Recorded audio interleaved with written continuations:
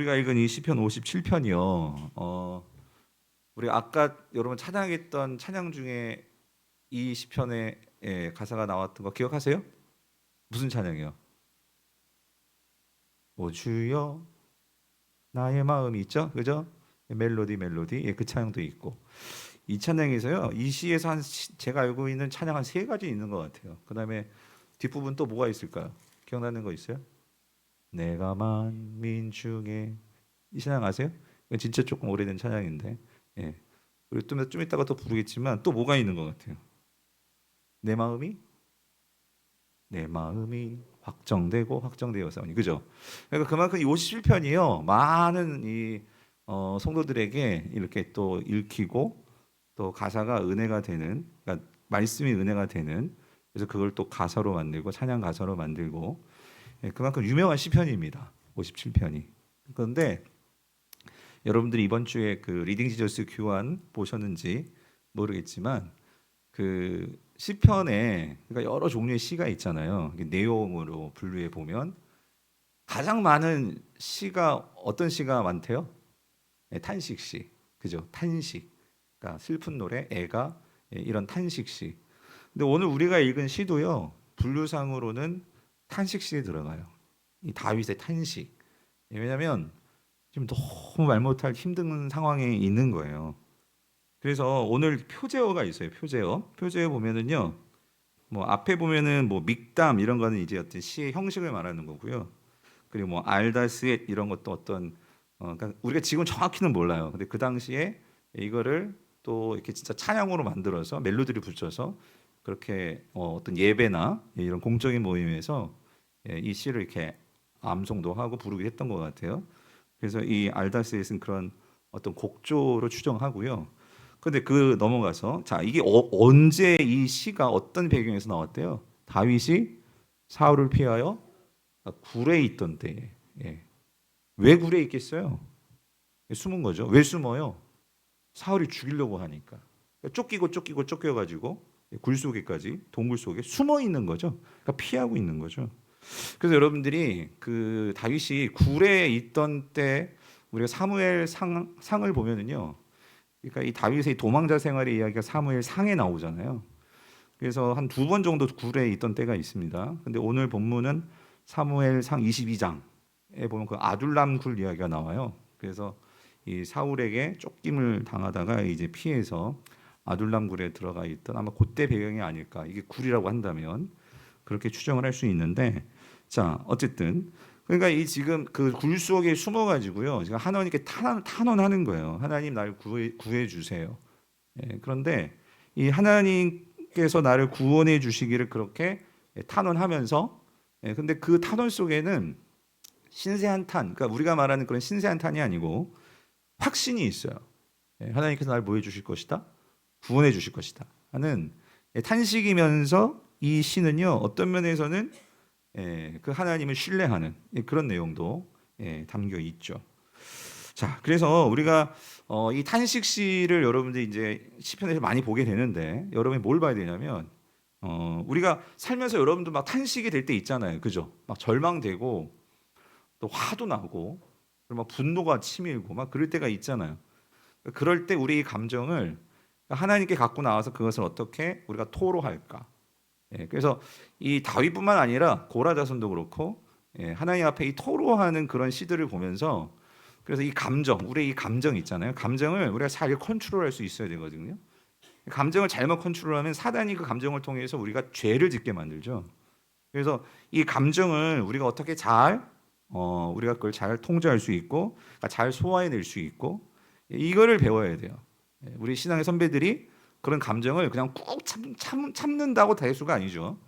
인내로 나아가기 위해서는 어떤 과정이 필요한데 그래서 그 인내로 나아가기 위해서 그런 과정 속에서 그런 끓어오르는 이런 분노 혹은 탄식, 절망, 뭐 저주 심지어 그런 것을 어떻게 하나님께 갖고 나아가서 그거를 하나님께 올려드리고 그래서 그 탄식을 잘 소화해내었나 우리가 이거를 봐야 되는데 오늘 이런 관점에서 우리가 시편 57편을 자 우리가 한번 한 절 한 절씩 좀 살펴보면서 우리가 그렇게 탄식이 있을 때 그걸 우리가 어떻게 우리가 잘 소화할 수 있을지, 신앙적으로 잘 해결할 수 있을지, 그거를 좀 배워보고자 합니다. 자, 그래서 먼저 우리 1절을 다시 한번 같이 읽어볼게요. 1절 같이 읽어보겠습니다. 시작. 하나님이여 내게 은혜를 베푸소서. 내게 은혜를 베푸소서. 내 영혼이 주께 피하되 주의 날개 그늘 아래에서 이 재앙들이 지나기까지 피하리이다예요. 그래서 제가 여기서 제목을 갖고 왔어요. 주의 날개 그늘 아래에서. 자, 근데 지금 어떤 상황이냐면 지금 다윗이 처한 상황을 뭐라고 표현하고 있죠? 재앙. 재앙이라는 거예요. 재앙. 그러니까 재앙이라는 거는 뜻하지 않은 어떤 사건이 들이닥쳤는데 그것이 엄청난 이 파급력을 가지고 부정적인 어떤 그런 영향들을 끼칠 때 손해를 끼치든지 피해를 끼치든지 뭐 이런 게 재앙이죠. 근데 사실 다윗의 입장에서 보면은요, 지금 이 도망자 생활을 하고 있는 것이요, 왜 재앙이냐? 그렇잖아요. 하나님께서 사무엘 통해서 기름 부어 주시고 왕 세워 주시겠다고 했는데 왕이 되기는커녕 지금 그렇게 다윗은 사울을 극진히 섬겼잖아요. 그래서 또 사위도 되었잖아요. 그리고 자기 장인어른이 막 정신병 막 나가지고 막 미칠 것 같으면 가가지고 어떻게 해줬어요? 막 수금 타주면서 노래 불러주면서 찬양 불러주면서 그렇게 극진히 사울을 섬겼는데 이 장인은요 막 날 죽이려고 하고 그러죠. 가만 놔두지 않고. 그러니까 이게 막 재앙인 거예요. 재앙. 삶이 제대로 살 수가 없는 거죠. 그래서 이런 상황 속에서 다윗이 뭐라고 하나님께 탄원을 하냐면, 탄식을 하냐면 이렇게 탄식하죠. 내게 뭘 베풀어 달래요? 그러니까 내게 은혜를 베푸소서. 근데 이게 또 한 번도 아니고 몇 번, 내게 은혜를 베푸소서, 반복해서. 근데 이게 지금 찬양으로 이렇게 순화해서 그렇지 사실 내게 은혜를 베푸소서에는 어떤 감정들이 여러분 담겨 있을 것 같아요? 저는 이게 있는 것 같아요. 하나님 힘들어 죽겠어요, 이거요. 힘들어 죽겠다고요. 그래서 은혜를 달라는 거죠. 그죠? 너무 힘든 거죠. 이렇게 도망자 생활이라는 것이 너무 힘듭니다. 하나님 너무 힘듭니다. 그러니까 이게 절규입니다, 절규. 그러니까 은혜를 주세요 한 번도 아니고 반복이 됐다는 것은 그만큼 지금 힘든 거죠. 그래서 그런 상황인데, 자 여기서요. 그러면서 절규를 하면서 이 다윗이 어디로 들어가겠냐, 어디로 내가 갑니다라고 말을 하냐면 이렇게 말이죠. 내 영혼이 어디로 피한대요? 주께로 피하되, 그렇게 이해하고 있어요. 여러분 힘들면 어디 가세요? 여러분 애들한테 뭐 힘들면 어디 가니? 노래방 간대. 여러분 힘들면 어디 가세요? 진짜? 뭐 골프 치러 가십니까? 아니면 뭐 힘들면 어디 가세요? 진짜 궁금해요, 여러분. 남자분들은 대답을 못 하시죠? 편집사님 힘들면 어디 가세요? 편집사님 진짜 교회 오시더라고요. 지하에서 마음껏 기도하시고 찬양 들으시고 제가 다 들려 2층에서. 여러분 힘들면 어디 가세요? 근데 지금 다윗이요 너무 힘든데 솔직히 갈 데 없어요, 다윗 지금. 그죠? 지금 동굴 아니에요, 여러분. 동굴 아닌데 다윗이 뭐라고 얘기하고 있냐면 어디로 가냐면, 자, 내 영혼이 어디로?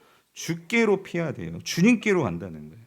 근데 여러분 여기서 우리가요, 그러니까 여러분 시편이 하나씩 그냥 이렇게 쓱, 요즘 우리 순장님들이 그러시더라고요. 목사님 너무 완독이 너무 빨리 올라온대. 짧아가지고 다른 때는 막 늦게 올라왔는데, 그러니까 시편이 그렇게 짧잖아요 일단.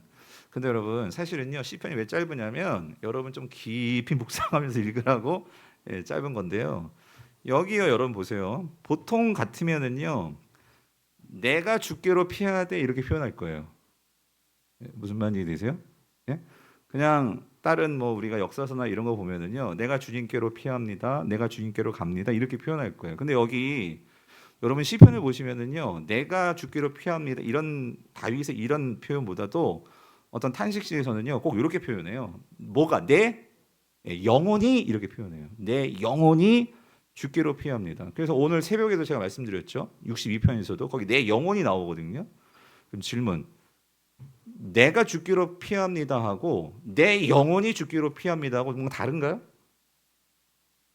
달라요.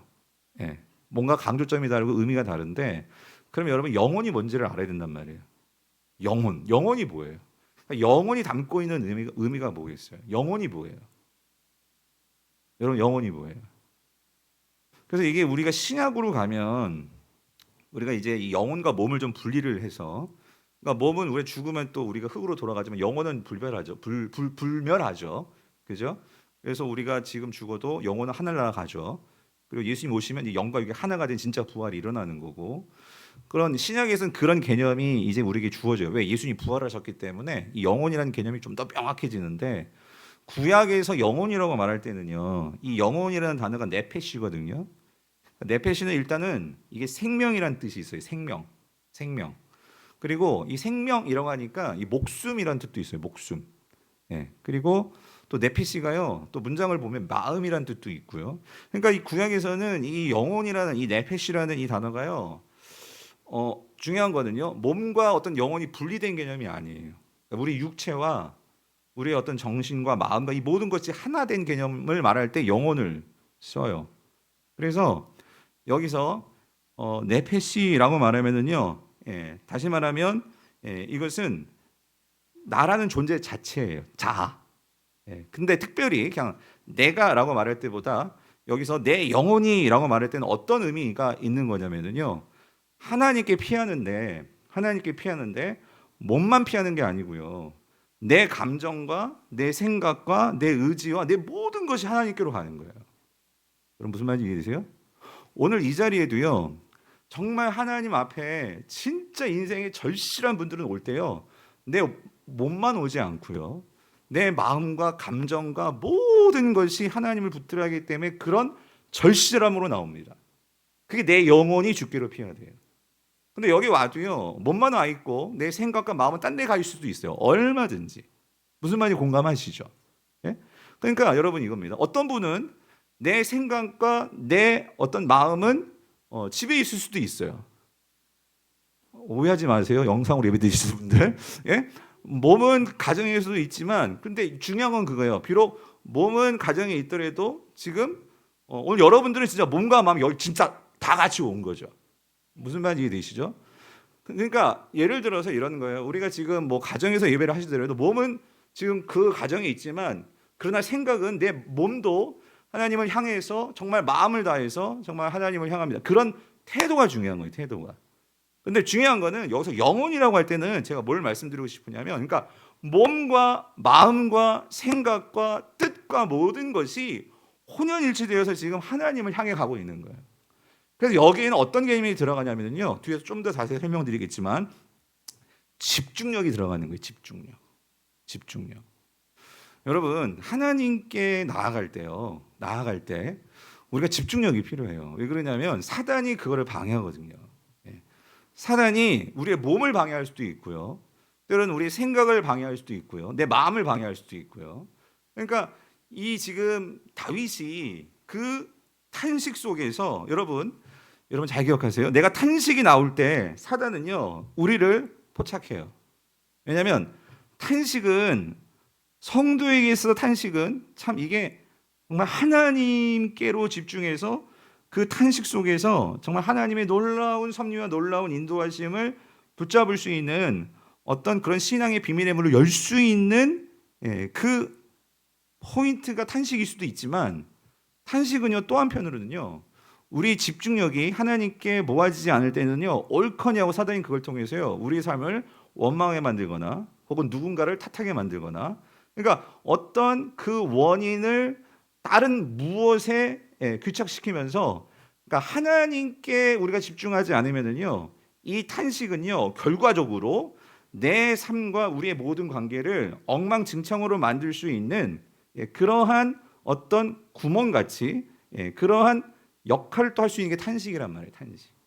근데 오늘 본문에서 한 가지 우리가 놓치지 말고 봐야 될 것은 뭐냐면은요, 이 탄식을 다윗이 너무나 잘 이거를 기회 삼아서 하나님의 은혜의 그 창문을 활짝 여는 그 시작으로 삼았다, 그 소리예요. 삼았다. 그래서 여러분 보십시오.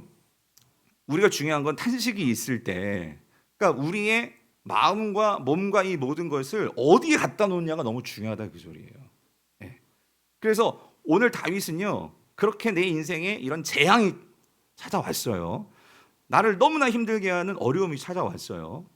이건 재앙이 오면은 누구나 다 이거예요. 절망에 빠지든지, 아니면 이 재앙을 통해서 크신 하나님을 다시 붙잡고 만나든지. 인생은 그거예요.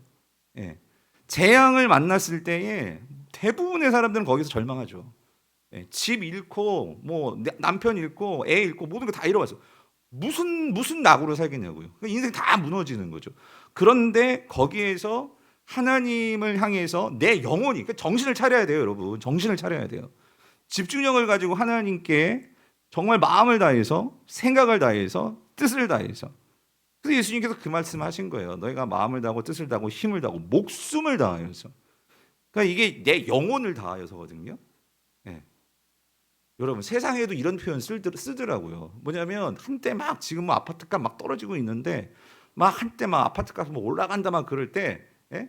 막 그거 있어요. 내 영혼을 다 갈아 넣어서, 예? 그래가지고 모든 빚 다 땡길 수 있는 다 땡겨가지고, 예? 그 아파트 산다. 예? 그런 말이 있었잖아요. 영혼을 갈아 넣는데, 영혼을 갈아 넣는데 세상에서도 그런 단어를 쓰더라고요. 그런데 여러분 사실 진짜 제대로 갈아서 썰어야 되는 건 뭐냐면요, 우리 영혼을, 사실 그게 성경적인 표현인 거죠. 하나님께 온 집중을 다해서, 예, 그것이 우리가 정말 살 길인데, 자 보세요. 그래서 오늘 다윗이 그 영혼을 다하여서 하나님께 피하는데 그 이유가 뭐냐면, 자 이겁니다. 그 하나님께 피하면, 자 내가 어디에 있게 되냐면요, 이거예요. 주의 뭐 그늘 아래에서, 날개 그늘 아래에서. 그러니까 다윗은요 인생에서요 하나님의 그 날개 그늘 아래를 경험했던 자예요. 이게 무슨 말이냐면 주의 날개 그늘 아래. 이게 이제 시적인 표현이란 말이에요, 여러분. 이게 어떤 느낌일까요? 그러니까 이게 이런 거죠. 제가 순간 제가 진짜 마음이 흔들렸었어요. 뭐냐면 제 오늘 지금 우리 김재현 성도님의 진리를 저희 와이프가 안고 있는데 너무 이쁜 거예요. 순간 셋째를 봐야 되나? 그러니까 너무 이렇게 안고 있는데 제가 지금 자고 있어. 제 신기한 게 이렇게 아까도 막 찬양 크게 막 하고 있었잖아요. 근데 진리가요, 참 교회에서 키워서 그런지 애가 너무 잘 자고 너무 순하고, 쟤는 아마 주위에 저를 사모하는 애가 될 것 같아. 예? 지금도 자고 있는 것 같아. 자고 있는 것 같아. 그런데 이게 무슨 말이냐면, 그러니까 그 새끼가, 어미 새가 있고 새끼 새가 그 날개, 엄마의 그 날개 품 안에 이렇게 들어가는 그 느낌 있잖아요. 둥지에서 엄마 이렇게 안아주는 그 느낌 있잖아요.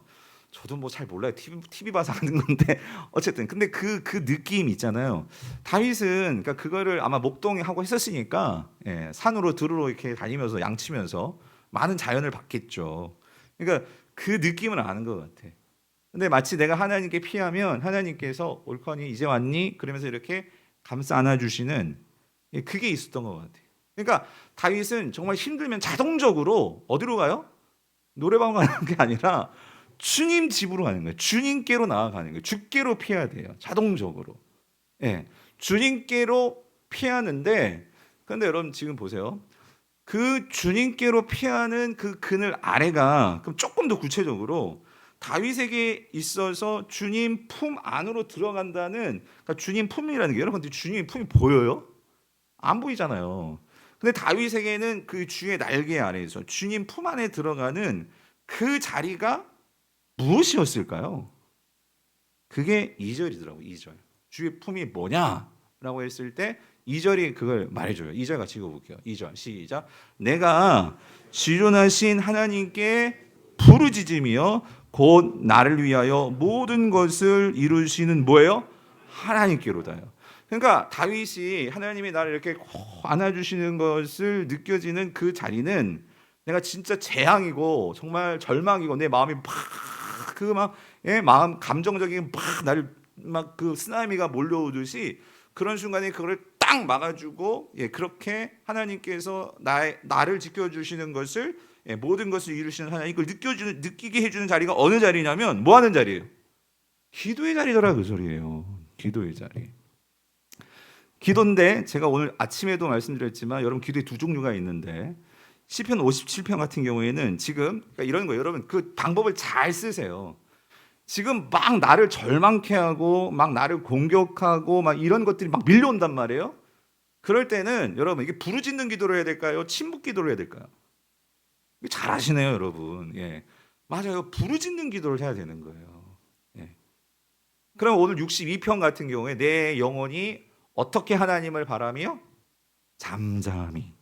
이건 침묵기도란 말이죠. 침묵기도는 내가 조용히 하나님의 뜻을 알고 하나님이 나에게 주시는 어떤 그런 지혜를 깨닫기를 원하고, 그럴 때는 듣기 위해서, 그때는 침묵기도예요. 근데 지금 이 상황은요, 하나님 나 힘들어 죽겠어요, 힘들어 죽겠어요. 이 상황에서 침묵기도하면 그냥 잘 거예요 아마. 예, 자도 돼요. 예, 그런데 지금 힘든 문제가 아니라 지금 마음 가운데 이제 시편 뒤로 가면은요, 막 원한이 막 이게 올라오거든요. 사울이 미워 죽겠는 거예요. 아, 여러분 그렇지 않아요? 예?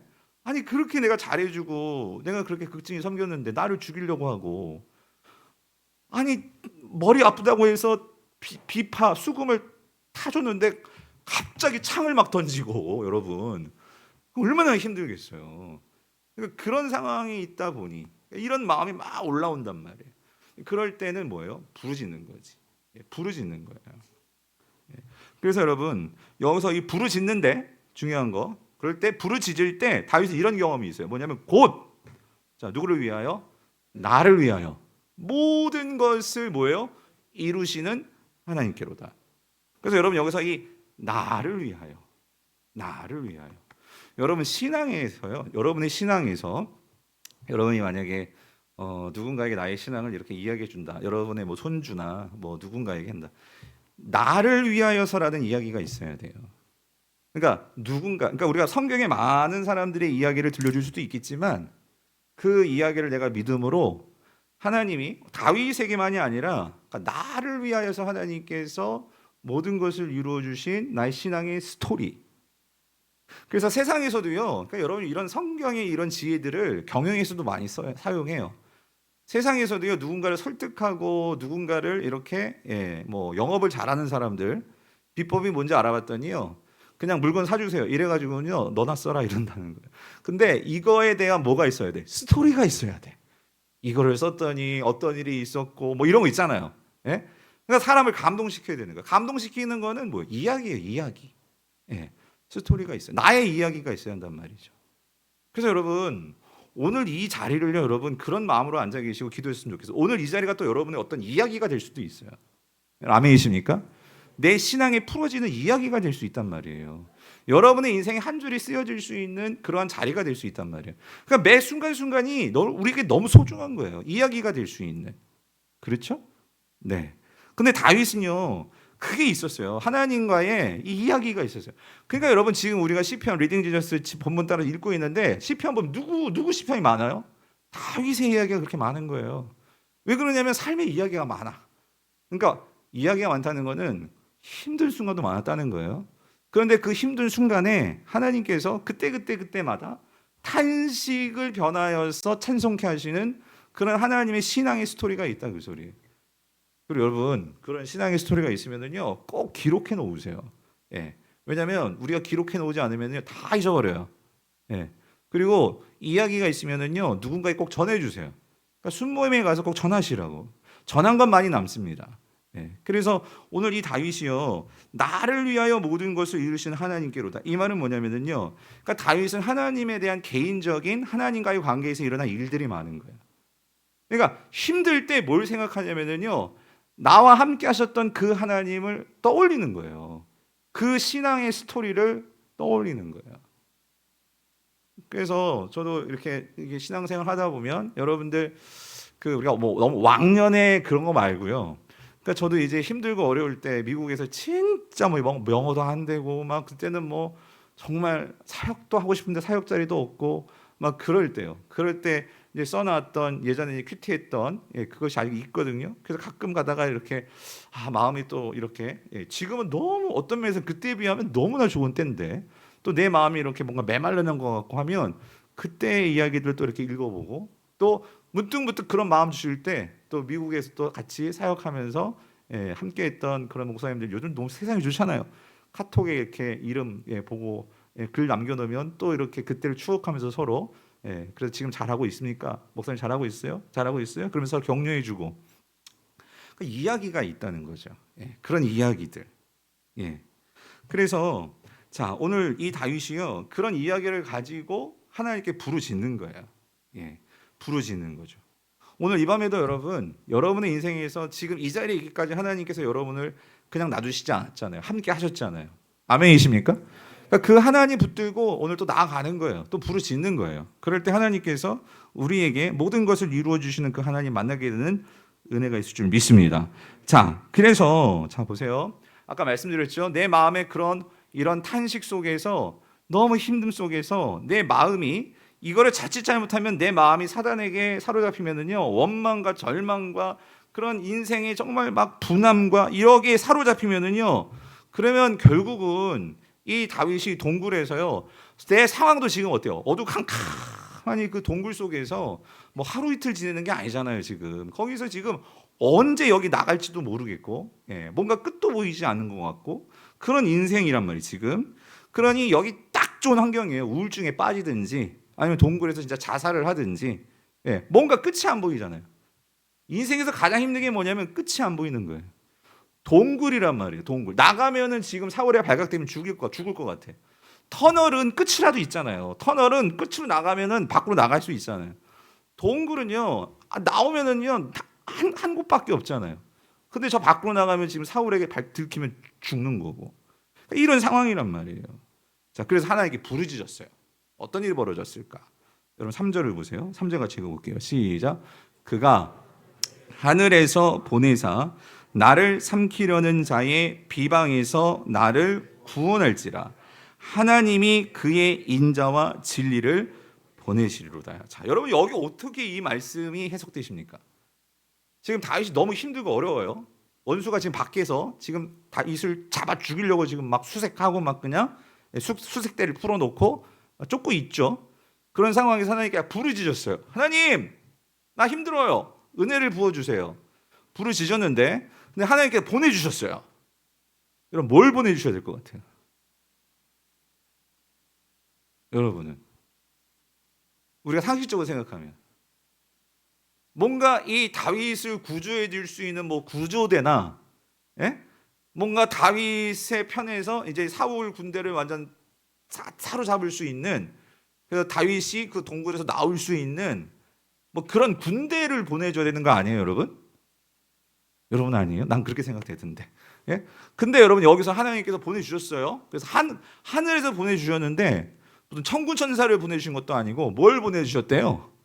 하나님이 그의 인자와 진리를 보내시리로다요. 여기 은혜가 되십니까? 근데 생각해 보니까 너무 은혜가 되더라고요. 여러분 인자와 진리, 그러니까 하나님의 인자, 하나님의 무한한 사랑이에요. 사랑을 보내주시는 거예요. 그리고 진리는 뭐냐면요, 여기서 진리는 이 에메트는요, 여기 진리보다는 성실이 더 좋아요. 그러니까 변함없는 하나님의 성실하심, 이거를 보내주시는 거예요. 그럼 여러분 하나님의 사랑과 하나님의 이 진리를, 에메트 성실하심을 어디다 보내줬을까요? 어디다가? 그죠? 다윗의 마음에 보내주셨겠죠. 왜 마음에 보내주셨을까요? 자 보세요. 지금 다윗의 마음에 아까도 말씀드렸잖아요. 왜 지금 탄식하냐면 지금 마음에 뭐가 지금 일어나고 있죠? 그 사울에 대한 원망. 그죠? 어떻게 그럴 수가 있냐고. 어떻게 사람이 돼가지고, 아니 장인어른이 돼가지고, 어떻게 그럴 수 있냐고. 어떻게 나를 그렇게 미워하고 죽이려고 하고. 그리고 여기서 비방이라고 했잖아요. 비방. 이게 비방이 그 히브리어를 보면 이 뜻이 그러니까 비난, 조롱, 모욕 이런 거예요. 여러분 살면서요, 내가 어떤 모욕적인 일을 당하면은요, 여러분 어때요? 그러니까 우리가 인간인 이상 뭔가 누군가에게 무시당하고 모욕되는 것만큼 비참한 게 없고요. 정말 그 감정은요, 나에게 뭐 손을 안 댔더라도 또 나를 인격을 모욕해. 내가 그래도 사람인데, 그게 얼마나 우리에게 큰 상처고 원한을 만드냐 말이에요. 근데 지금 다윗이 엄청난 모욕을 당했단 말이에요. 그러니까 엄청난 내 마음이 정말 갈기갈기 찢어지고 상처가 나는 그런 일을 당했단 말이에요. 그러니까 여기 이런 상황에서 이 마음 계속 놔두면은요, 마음에 뭘 가릴까요? 칼을 갈겠지. 어떤 칼을 갈겠어요? 누구를 죽이리라? 내가 사울을 죽이리라. 그런 인생에서의 목적이요, 이 땅을 살아가는 목적이 뭐에 지금 모든 게 다 쏠리게 되냐면은요, 인생의 목적은 딱 여기 쏠리는 거예요. 뭐예요? 너 죽고 나 죽자지. 내가 사울을 죽이리라. 여러분, 우리 인생이 누구 죽이는 것이 목적이 되어서 되겠어요? 예? 여러분이 신앙생활을 하고 여러분이 세상을 살아가는 게 누구를 미워 죽겠어. 그러니까 너하고 내가 정말 내가 뭔가 결판을 봐야 돼.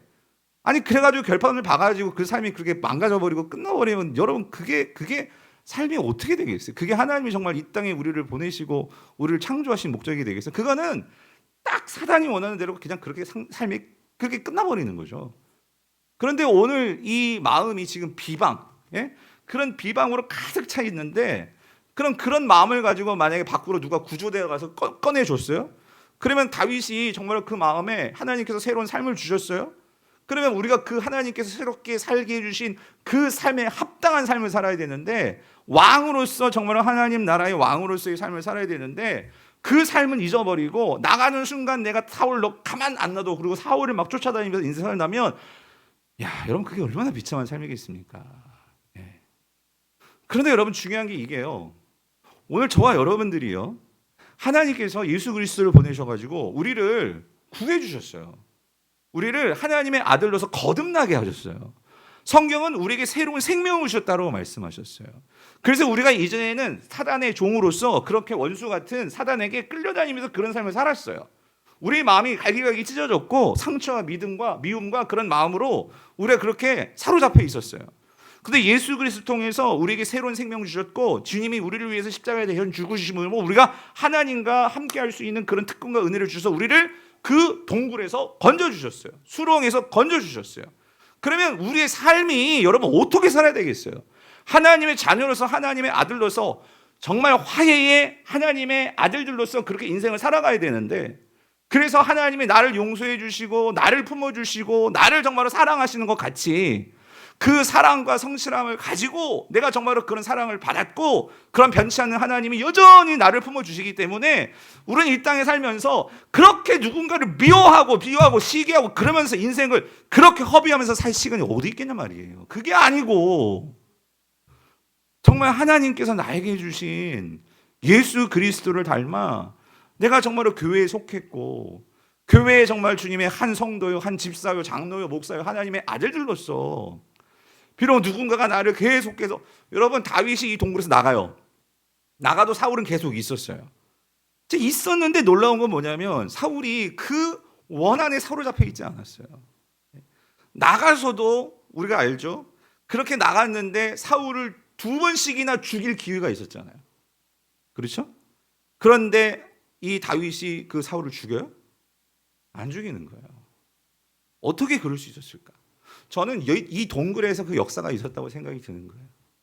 오늘 하나님께서 저와 여러분들을 구원해 주셨는데 여러분 우리가 신앙생활하면서 왜 살면서 이 관계적인 문제에 크게 풀어지지 못해서 왜 우리가 인생을 이렇게 신앙생활에서도 기쁨을 잃어버리고 교회 와도 기쁨이 없고 왜 그 성도 보기 싫고 세상에 나가서도 회사에 가서도 그 상사 보기 싫고 때로는 집에 가서도 그 남편 얼굴 보기 싫고 여러분 왜 우리가 그렇게 마음을 그렇게 거기에 집중하고 왜 그렇게 살아가냐 말이죠. 그런데 오늘 본문에서 우리가 그거를 극복할 수 있는 방법을 알 수 있을 것 같아요. 그건 뭐냐면 여러분 내 마음에 그런 비방, 모욕 이거요 저도 견디기 힘들어요. 우리가 인간인 이상 누군가에게 모욕당하는 거는요 정말 못 견딜 일이죠. 근데 그것들을 이길 수 있는 것은요 우리 안에 이것이 들어와야 돼요.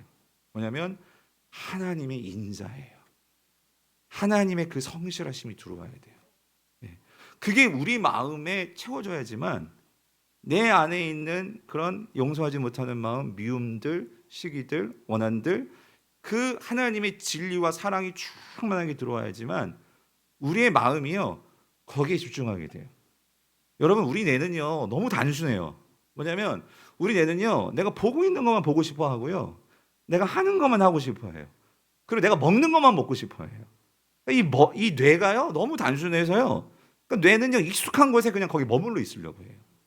그런데 하나님의 사랑에 우리가 정말로 계속해서 그 사랑에 빠지고 그 사랑을 알고 보고 그것을 묵상하고 집중하게 되면은요 나도 모르게 그 하나님의 사랑이 어떤 사랑이에요?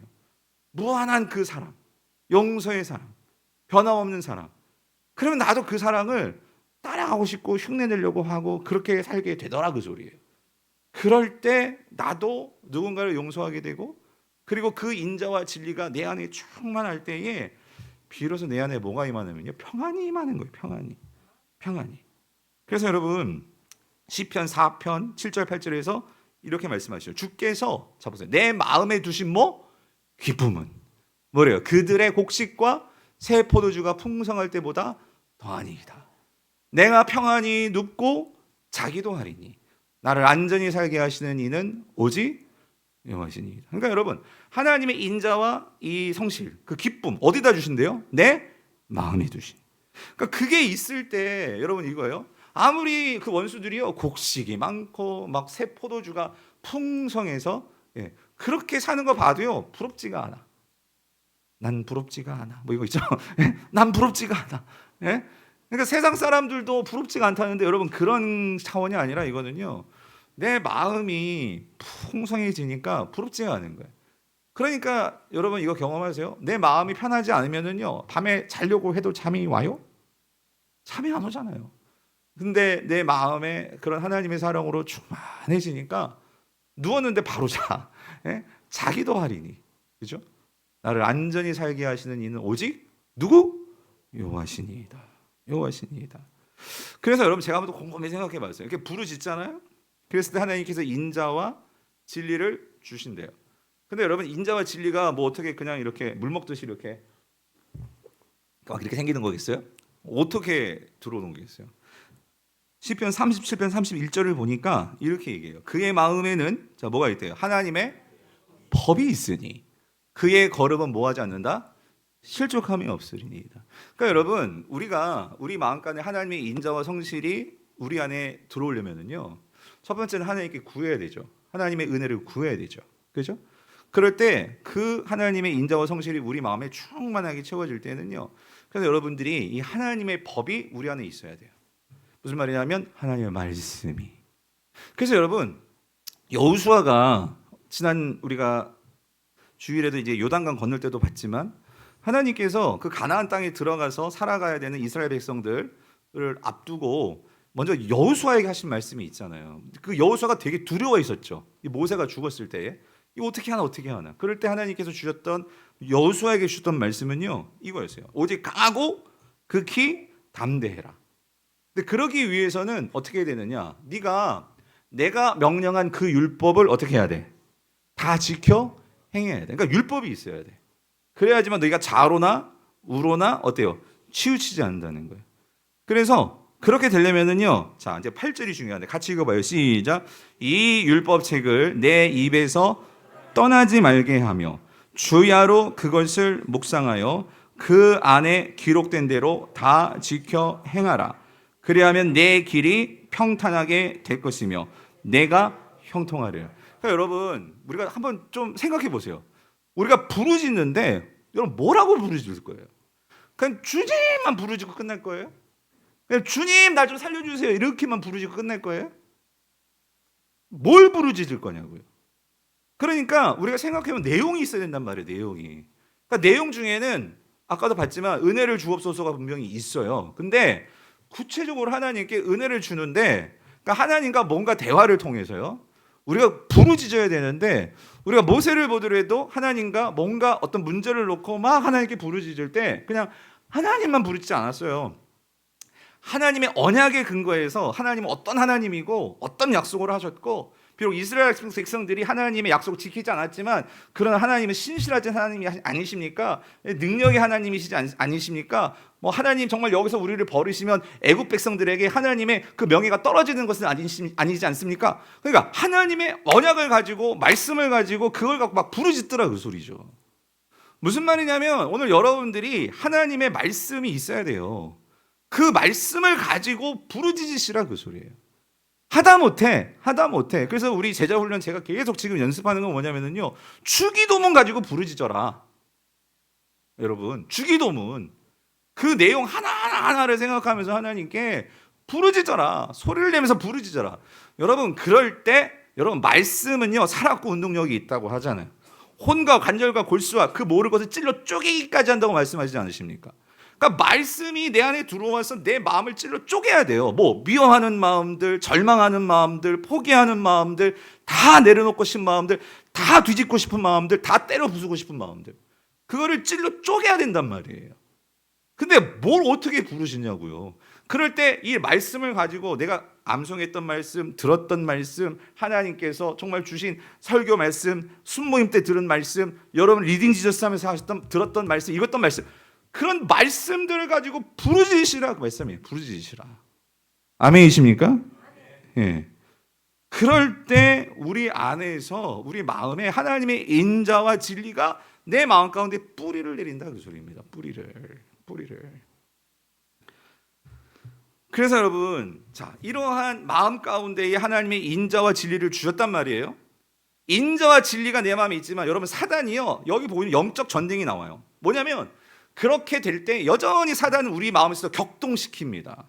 그래서 4절 보세요. 4절 보면 대적에 대한 이 탄식인데, 내 영혼이 사자들 가운데에서 뭐예요? 살며. 사자는요, 그러니까 그 엉한 사자 말이에요. 사자들 가운데서 살며 내가 불사르는 자들 중에 누웠다 그 소리예요. 그러니까 주변에, 그러니까 나를 힘들게 하는 사람들이 너무나 많아요. 예. 그리고 그들의 이는 창과 화살이요, 그들의 혀는 날카로운 칼같도다. 이 말은 뭐냐면, 그러니까 그들이 지금도 계속해서 나를 욕하고 그리고 나의 그 혀를 가지고 막 나를 모함하고 이런 소리가 계속 들리는 거예요. 그러니까 그런 걸 생각하면 또 마음에 막 격동이 일어날 수 있잖아요. 그럴 때 다윗이 또 두 번째로 드는 카드가 있어요. 하나님께 부르짖었죠. 그리고 두 번째로 갖고 나온 카드는 뭐냐? 5절 같이 읽어볼게요. 시작. 하나님이여, 주는 하늘 위에 높이 들리시며 주의 영광이 온 세계 위에 높아지기를. 여기서 잘 보세요 여러분. 지금 다윗이 그 원수들이 막 그 이를 갈면서 막 그냥 그러니까 막 침을 튀기면서 막 그렇게 다윗의 피를 보려고 그렇게 막 험담하고 막 그런 상황인데, 그러면 여러분 내 마음이 어디로 흘러가기 쉬워요? 그렇게 나를 모욕하고 그렇게 하는, 죄송해요, 그놈들의 뭐 이빨을 다 뽑아주세요.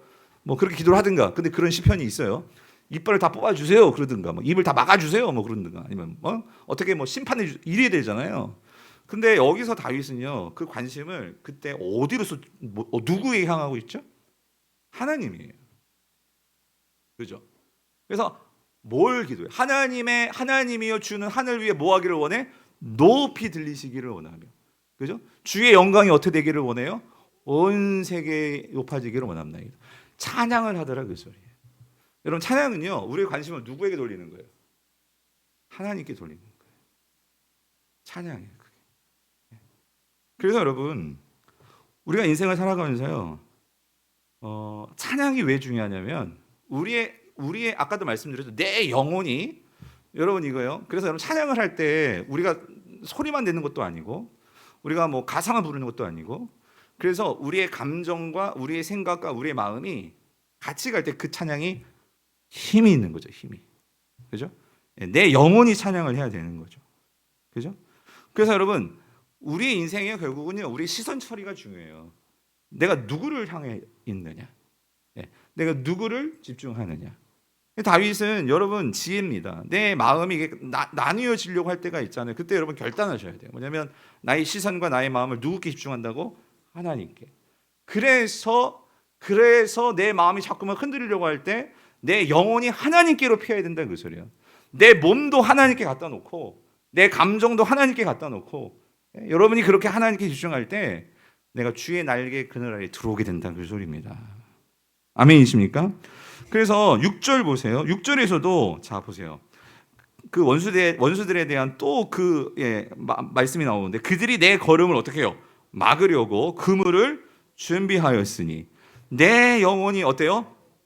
억울하도다. 그러니까 여러분, 이게요, 어제 제자훈련하면서 어떤 집사님이 그러시더라고요. 왜 목사님, 내가 정말 제자훈련, 아니 예수님을 믿고 나서 계속 신앙이 계속 상승할 줄 알았대요. 자기가 이렇게 성경도 보고 열심히 하고 하면 계속 상승할 줄 알았대요. 근데 그게 아니더라는 거예요. 당연히 아니죠. 여러분, 신앙이 어떻게 돼요? 올라갔다 내려갔다 굴곡을 한단 말이에요. 그죠? 근데 신앙은, 우리가 어린 아이들은요, 이 굴곡을 탈 때, 그럼 내가 지금 내려가는 것 같아. 그럼 어떻게 해야 돼? 이걸 올릴 수 있도록 내가 거기에서 그런 방법들을 찾고 나를 컨트롤하고 나를 그렇게 다시 하나님과의 관계로 올바르게 될 수 있도록 내가 그걸 잘 조절해야 되잖아요. 애들은 그걸 잘 어떻게 조절할지는 몰라. 그러니까 교육이란 게 그런 거 아니에요? 그럴 때 어떻게 해야 돼? 그 단계별로 아이들을 잘 지도해 주는 게 교육이잖아요. 신앙도 마찬가지죠. 내 신앙이 굴곡을 탈 때가 있어요. 그래서 우리가 공동체가 필요한 거죠. 그래서 내가 뭔가 신앙이 지금 상승하다 갑자기 뚝 떨어질 때 있어요. 그러면 누군가가 와서 그러죠. 집사님 그러면 안 돼. 순모임 와야지. 기도에 가야지. 그럴 때 여러분 제일 중요한 거는요. 참 이게 어려운데 지금부터 지금 여러분 나오신 분들은 이거를 잘 명심해 놓으세요. 뭐냐면 그럴 때 내가 고집 피우지 말고 나한테 말해주는 사람 무조건 내가 그 말 듣자. 여러분 이거 하셔야 돼요. 제가 이제 결혼 생활이 벌써 이제 몇 년, 20년이 넘어가면서 깨달은 게 있어요. 지금도 때로는 정신 못 차리면 또 실수하지만 제일 중요한 건 뭐냐면 아내 말을 잘 듣자. 예. 그러니까 뭔가 아내는 정말 나를 사랑해서 해주는 말이거든요. 근데 때로는 그게 잔소리를 들린단 말이에요. 잔소리로. 그런데 그거를 어쨌든 들어서 내가 뭐 해본 건 없는 것 같아. 해를 본 건 없는 것 같아. 그래서 마음을 먹는 거예요. 뭐냐면 무조건 말하면 듣자. 예. 근데 여러분 하나님과의 관계에서도요. 여러분 우리가요. 누군가가 왜냐면 나는요. 아까 말했죠. 뇌는요. 내가 지금 만약에 하강하고 있어. 그럼 나의 생각과 나의 어떤 습성은요. 그냥 그대로 나를 내버려둬. 이게 제일 편한 거예요. 근데 그러면 안 되잖아요. 그렇기 때문에 하나님께서 우리를 교회라는 공동체에 여러분을 들어가게 해 주셨고 또 여러분들을 가족이라는 그 공동체에 넣어놓으신 거예요. 아빠가 말해주든지 엄마가 말해주든지 애들은 또 부부는 남편이 말해주든지 아내가 말해주든지 서로 그렇죠? 그러니까 그거를 잘 들을 수 있는 귀가 필요해. 그래서 여러분 성경에서도 뭐 있는 자가 들을지어다? 귀 있는 자가 들을지어다예요. 그러니까 이 말은 다시 말해 귀 있으면 뭐 해라? 들어라. 귀 있으면 제발 좀 들어라. 내 말을 좀 들어라. 하나님 말씀 좀 들어라. 예. 그 말이란 말이죠. 자, 그래서 오늘 이 다윗이요. 그러니까 이러한 그 원수들이 걸음을 막고 또 그물을 준비하고 그래요. 그랬을 때 우리가 첫 번째로 드는 감정은 뭐예요? 억울하다 그 소리예요. 하나님 나 너무 억울해요. 왜 언제까지 이렇게 이것들 내가 참아야 됩니까? 이거예요. 자, 근데 여러분 제가 이거를 왜 좀 이렇게 설명을 했냐면요. 이거를 두 가지로 해석할 수가 있어요. 무슨 말이냐면 여기 내 영혼이 억울하도다 이게 원래는 이 히브리어 카파트인데 이 카파트라는 이 동사는요 한 세 가지 정도 의미가 있는데 첫 번째는요 머리를 숙이다예요. 머리를 숙이다. 그리고 두 번째는 허리를 굽히다예요. 그리고 세 번째는 굴복하다인데 그래서 이거를요 성경에 따라서 번역을 조금 다르게 한 부분도 있는데 우리 성경은 이게 탄식시니까 다윗의 탄식의 관점에서 그냥 그거를 이 억울하다라는 그러한 표현으로 이거를 해석을 했어요. 그래서 자 이런 거예요. 그러니까 이 왜 머리를 숙일까? 왜 먹이를 숙일까? 그래서 이런 거죠. 그러니까 사울이 지금 막 쫓아오잖아요. 그러니까 이게 숨는 어떤 그러한 이러한 이미지. 그래서 머리를 숙이는 거예요. 이렇게 해석할 수 있고 두 번째는 지금 내 걸음을 막으려고 원수가 사단이 그물을 쳐놓고 준비하고 있어요. 그랬을 때 머리를 숙인다는 어떤 의미가 어떤 의미가 있을 수 있을까요? 기도하는 거예요. 하나님께 납작 엎드려서 기도하는 거예요. 이게 두 번째 의미예요. 세 번째는 억울하다 이 말은요. 하나님 억울해요 땅을 치는 거예요. 한탄하는 거지. 사실 세 개 다 가능해요. 해석은.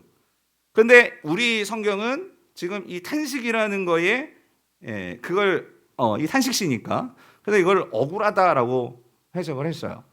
그런데 여러분 중요한 건 이거예요. 다윗이 그런 억울한 감정이 없을 수가 없죠. 근데 중요한 건 그런 억울한 감정이 내 안에 있어요. 그렇기 때문에 다윗은 그 상황 속에서 그 모든 시선과 그 마음을 누구에게 둔다고요? 하나님께 주는 거예요. 그러니까 그 억울함이 결국 기도로 가는 거죠. 그렇게 보면 억울하다고 해석해도 되고 저는 기도했다라고 해석해도 되고 근데 정말 중요한 거는 여러분 7절이에요. 7절.